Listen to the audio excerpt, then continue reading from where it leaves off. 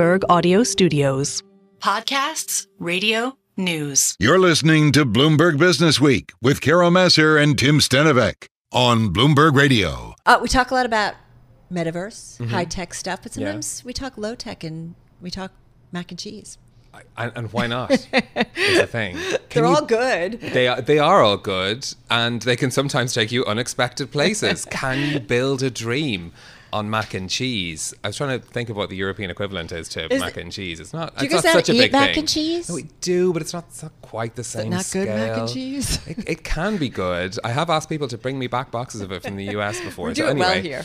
Yeah, look. This is what our next guest has done. She's made mac and cheese part of her brand, part of her business idea, and something that she's built a new career on, and we're thrilled to talk more about it as well. The book that she's written is Mac and Cheese Millionaire, Building a Better Business by Thinking Outside the Box, and its author, Erin Wade, joins us now from Oakland, California. Erin, welcome. Great to talk to you.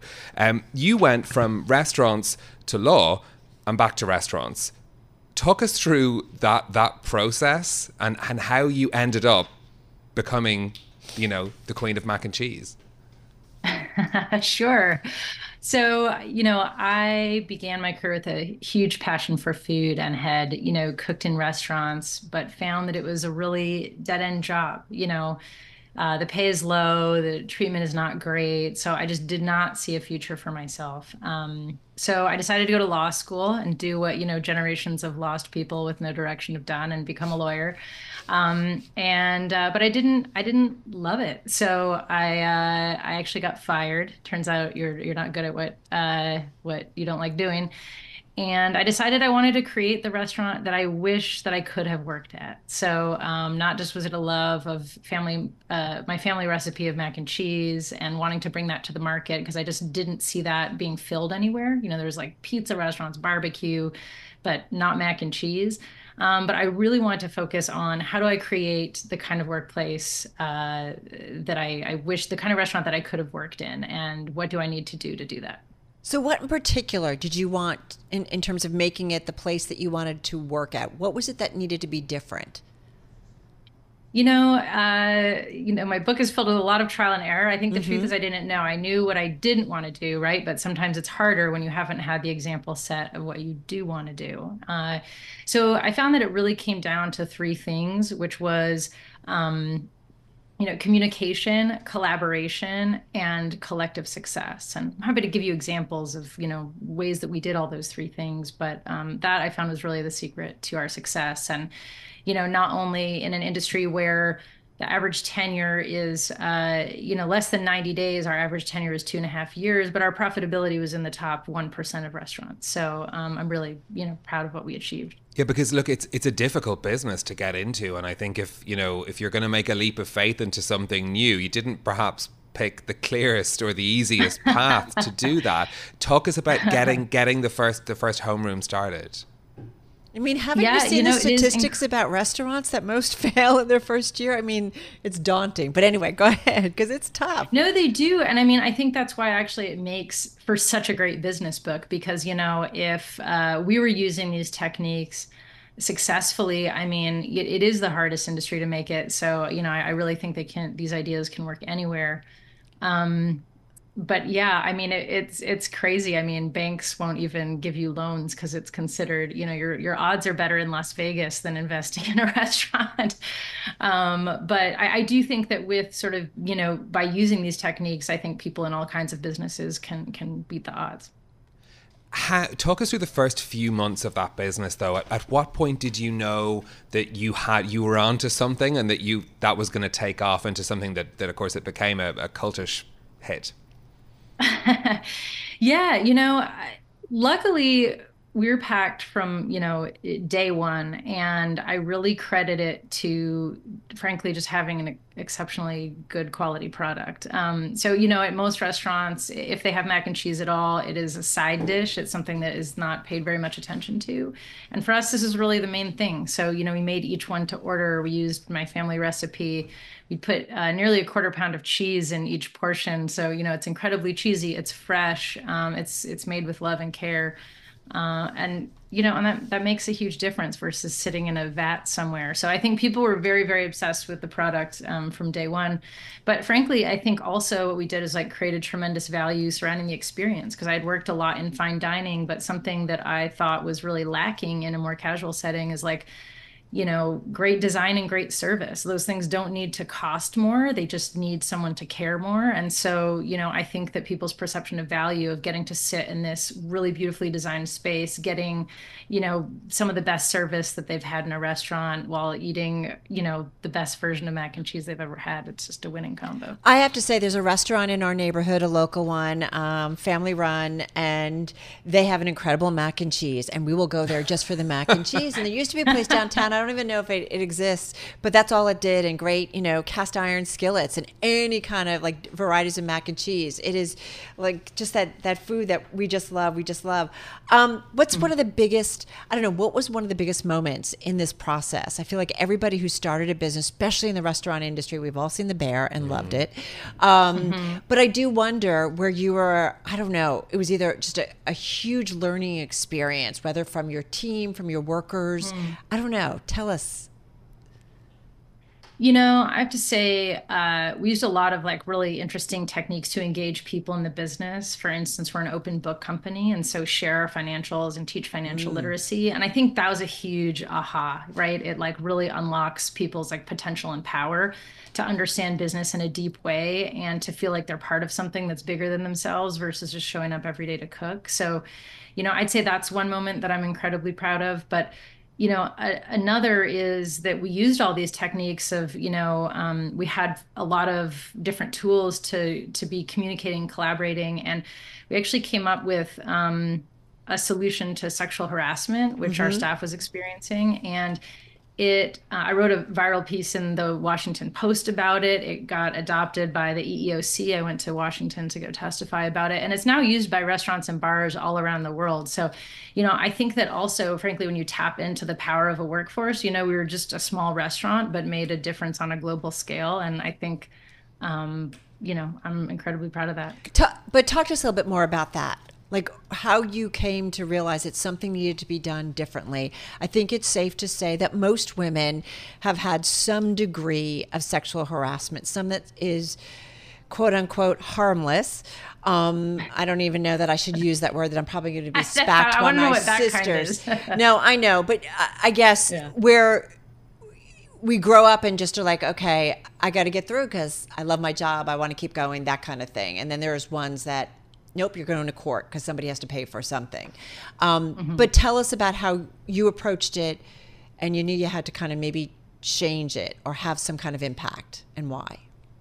I mean, the why. Yeah, honestly, I was approached by a number of female servers at the restaurant who all were complaining. And honestly, they said they'd worked at a ton of places and this had happened everywhere. This was just the first time that they thought maybe someone would actually do something about it. And so I did what I usually do when someone brings up a problem, which is include them in the solution to it. So, we came up with a system that our entire staff that wanted to participate did participate in creating it. And I think the reason it's so effective is that, honestly, it really sort of honors people wherever they are. It's like basically a color-coded system. And when someone experiences something with that color, they just report the color and an action is taken. So, for instance, a yellow is just you get a bad vibe at a table. You just say, hey, I've got a yellow at table 2, and a manager will take it over for you. And an orange is you have a bad feeling, plus, let's say, an ambiguous comment, something like, I like your shirt. Depending on who says that to you and how they say it to you, it might feel totally benign or aggressive. And so same deal. Someone just goes to a manager and says, hey, I've got an orange at table 2, and the manager takes it over. And with a red, that's someone saying something overtly sexual or touching a staff member. And in that case, again, the staff member just says the color, and then the manager is required to kick the person out. And I think what's so cool about the system is that, guests honestly don't know it's being used on them. So it's very customer friendly. Staff members are going to have all kinds of different experiences, and some people are going to find certain things threatening and other ones won't. And so it allows us to meet staff where they are and take action. And it's really easy for managers to use. And what we found is amazing is we thought it would just be a way of coping with harassment and just giving us a way to deal with it. But actually what it did is it really nearly eliminated the worst forms of it, because very few people walk into a restaurant and like stick their hand up someone's shirt. But, you know, they will usually start with lower level things like checking them out or making low level comments. And then once things are tolerated, they escalate their behavior. So it just really sort of stopped the problem from happening, and in a way that I think is really respectful to people, Right. you know, no matter if they're customer, staff, manager. And I got to go on record because I'm going to get my sisters, my daughter, and rightfully so. None of it is harmless. I guess just when you grow up in a world where I think women still feel like sometimes you've just got to kind of bite your tongue to kind of get through. And I just want to put it out that any form of sexual harassment, whether it's yellow, whatever color, it's all bad. It's all harmful. I think what I find really interesting about this color code of conduct is you're giving people language to be able to talk about how they feel and how they feel affected by it. And it's a model that's been taken up by businesses elsewhere as well. Talk to us a little bit about how you're seeing, you know, what you've heard about how the color code of conduct's being used outside of your business. Yeah, I mean, I've gotten like just fabulous feedback. And actually, you know, one of the most fun parts is there's plenty of people that use it that I'll never know, but I'll walk into a bar and I'll find like one of our posters on the wall. Or like, I went to speak at a conference and it was like all these, you know, bar owners from like across America and the globe. And I was so surprised because at the end of my session, I didn't, you know, I wasn't getting a ton of questions. And I was like, what is happening here? And then I asked people to raise their hand if they had known of the system or if they use it in their bar. And like everyone raised their hand. And I was like, oh, okay, cool. So I wonder, does it I help? think people... This is an industry where there's a huge staff turnover, right? And I wonder how much that's helped towards staff retention at a time, you know, we talk so much about the tight labor markets and we know that hospitality is one sector really affected by that. Has it helped you to keep good people on your staff? Oh my God, 100%. I mean, to my point about sort of all the tools in the book, right? If we can use them, then anyone can, because I think, you know, something really missing from the conversation right now about the labor market and what to do is that in my experience, the most meaningful things actually don't cost money. They just take time and care, right? Like we are constrained. There's only so much we can pay people when we're charging folks $10 for mac and cheese, right? Like that's just true. It's not going to be the most highly paid job of someone's life, probably. But, you know, there's so much you can do that makes work an enjoyable place to come to and meaningful and purposeful. And I think those are the things, honestly, that, you know, make life worth living. Are there any of your original team still with you in Homeroom? Oh, yeah, a bunch. Yeah. So they've stayed on. I mean, it proves that it works, right? One of the things that I really liked about your book and your own story as well is you're talking about wanting to fall in love with work. And do you think that we need to be in love with what we do in order to succeed? I mean, in my experience, yes. I mean, you know, I'm really smart and I was working as a lawyer and I got fired and I don't think it's an accident. I found it very hard to be good at something that I didn't like doing, you know, versus something I'm passionate about. You know, my worst days as an entrepreneur have been better than my best days as a lawyer. But, you know, I think it's a real gift, you know, to wake up and enjoy going to work. And it's one I didn't, you know, previous to starting my own restaurant think was possible. So I guess I just wanted to communicate to people that I do think it's possible. And I try to give them tips and tools for, you know, how to find that passion within yourself, how to pursue it, how to create spaces where other people can too.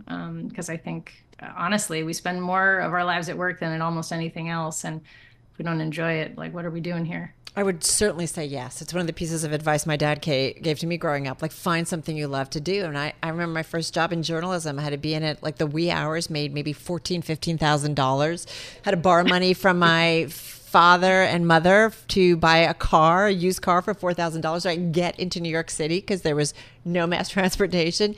But I knew it's what I wanted to do. And it's amazing, like right when you find something you want to do.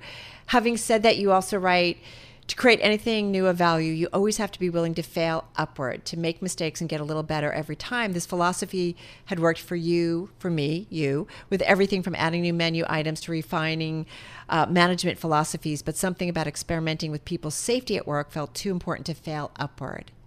That's important. Yeah, I mean, most of the book is sort of ridiculous stories about, what are the ways that we failed before we found systems that worked. And I was pretty terrified of doing that with our harassment system. But the truth is, there is no other way to create something that doesn't yet exist. So we did, and I tried to put in our mistakes so that other people don't need to make them too. I really enjoyed how honest you were about this, because when you have a non-linear career path and you've been moving out of things, it can be difficult to be honest about the stuff that doesn't work. When you've invested, for example, a lot of money in going to law school, that's got to hurt, right? And I wonder, do you take things from your legal career into what you're doing now? Are there elements of what you learned in law school and maybe what you learned from working in the industry as well that are relevant to your job now?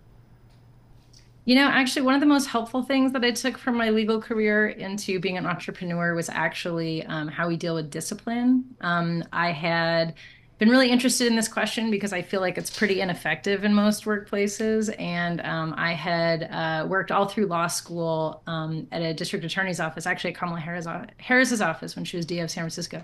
But so I was very interested in what are different ways that we approach punishment. And we ended up at my restaurant homeroom adopting a system that I had seen used in the criminal justice system called restorative justice. So, most stuff at work, when someone screws up, you just get punished. You maybe get a write-up, you maybe get docked shifts, things like that. And with restorative justice, the idea is actually it's not to punish people, but to make it right. And so we started shifting from punishing people when they screwed up to, walking them through this restorative model of figuring out how to make it right with staff, how to, apologize, do nice things, fix it with the customer, help your manager, really make it right with all the people affected by their behavior. And It was a real sea change for us. It was really helpful. Erin, you dropped something like an elephant in the living room. We have to ask you. So you worked with Kamala Harris, or it sounds like you have some experience. What do you think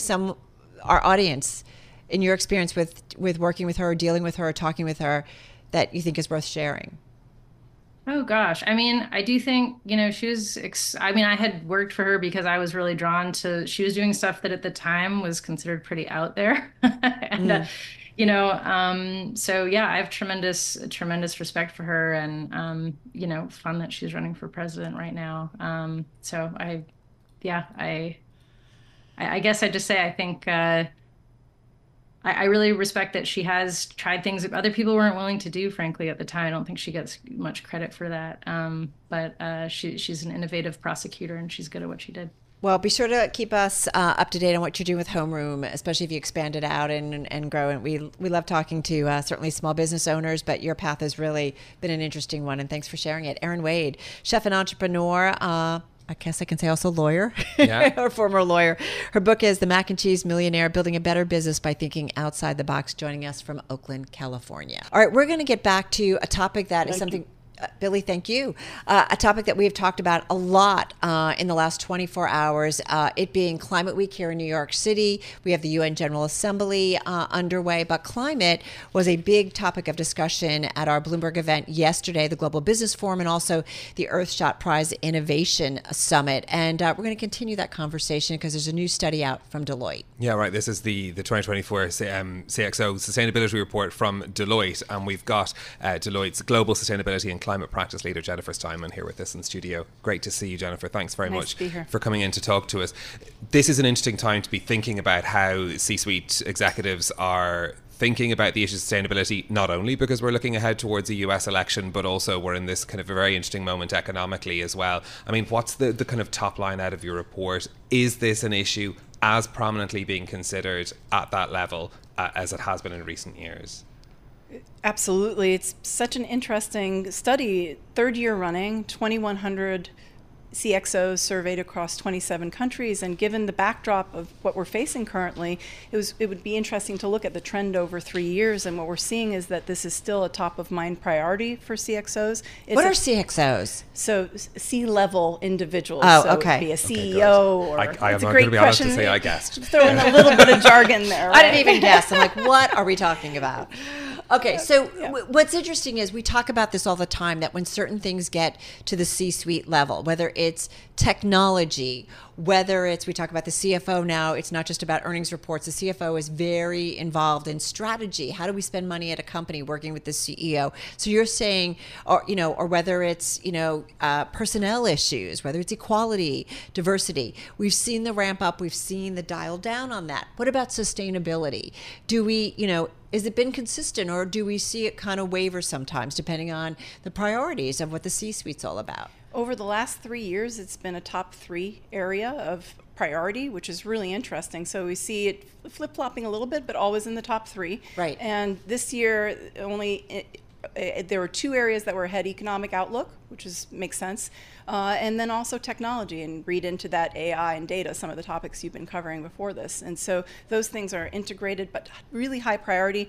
And then the spending, we asked the question, how much are you going to spend on this? Are you going to increase spending? Right. This year, up from 75% saying they were going to spend more, we're now at 85% of the C-suite saying they're going to spend more on this topic. And that speaks very clearly to what sort of motivation these C-suite executives have in being interested in sustainability as well. I mean, is that because they're worried about the impact on their businesses? Is this a reputational issue? What's motivating that increased investment? There certainly has been that kind of concern from a traditional perspective, but this year, for the first time, we're starting to see a shift. So risk management, very important. Thinking about the doing good part of the equation, very important. Compliance is another topic, with the regulatory environment globally continuing to continue to scale up. But for the first time, what we're seeing is people are starting to see an economic upside. So they're starting to integrate this more deeply into their strategies, core to the business, not what I call a side order of sustainability, but how do we make money doing this? This is also a question of the chief sustainability officer, often somebody not in the inner circle of decision making in businesses as well. The range of people that you're surveying, is this kind of getting to everyone up to CEO level? Absolutely. We looked at the entire C-suite, so across all industries, effectively, all geographies, a large scan. So this is absolutely something that's becoming more of a C-suite conversation, more of a boardroom conversation as well. And you start to see CFOs taking much more interest, because as we start to look at the regulatory environment, you'll start to see a shift into having to do more around non-financial disclosures as well as financial disclosures. Well, this is where I wanted to go, because you said top priority, it's an action item, or it's top priority, there's lots of conversations. So there's conversations. How much money, though, is really being spent towards that? I'm just curious where that stacks up when it comes to the expense line on a balance sheet, because I know when we break down earnings of a publicly held companies, I'm not like, hey, look what they spend on sustainability initiatives. That's going to make investors say, oh, I want to own that stock. So help me out here and understand where kind of the rubber hits the road on this. Yeah, it's a great question, because we do see there's an uptick, right? Everyone plans on spending more, but I think you have and to... says they're going to spend more, but it feels kind of hazy and a lot of gray out there. You need to combine that with things, because if you look at other priorities, so one litmus test is where are you going to spend more of that money, and it's going more towards operational issues. Which means what? Which means we're getting into the company's supply chain, and how are we doing things? How are we working? How are we being more effective? Didn't really hear conversations around effectiveness a couple of years ago. So now they're seeing a potential for being more effective, and makes you more comfortable spending money because you think there's going to be a return on that investment. And the other area is technology. So a lot of the problems that need to be solved come through technology integration. And so you combine the innovation and technology language that we're hearing from the CXOs to the increase here, and it's off and running. How much is regulation playing a part in this? Because we have the new corporate sustainability reporting directive in the EU, for example. We know that a lot of EU rules are the Brussels effect. These things spread around the world as well. Standards are set. Is this is the carrot or the stick motivating the change in attitude that you're seeing? I think it's both. And when you start to look at the regulatory environment, it's quite a bit, and it's a lot for companies to adopt. I was sitting at a breakfast with a lot of CSOs, and there are 14 different regulations that I need to comply with now. But part of it is collecting that information so that we can have better transparency. And then when you have that data and information, you can do more with it. Well, okay, so a couple things. Sorry, I'm playing like devil's advocate here. But sustainability, I mean, we keep talking about conversations with AI and how it's going to replace workers. Sustainability of a workforce, like, is that coming up among individuals? And then also, everybody's spending on AI, ramping up their data centers. That has a huge environmental impact, right? The energy needed to do so. How is that being worked into these conversations? And you can see from the topic, it's ever expansive. So the greening of AI is required, and then we also need AI to green. So we're going to have to look at those things together, and there's a lot of work that needs to be done as we continue to increase energy consumption around that area. But most organizations are trying to tackle these problems one at a time, and it's really a systemic view that you need to get it done. And that's part of it with the regulatory questions. What about for workers, though? If we're seeing for workers, absolutely. Who may not have a job because technology, we just talked about what junior lawyers, right, are looking at contracts and different things. We had a segment, was it last week? Were you here? It was here. No, it was this week. It was Monday.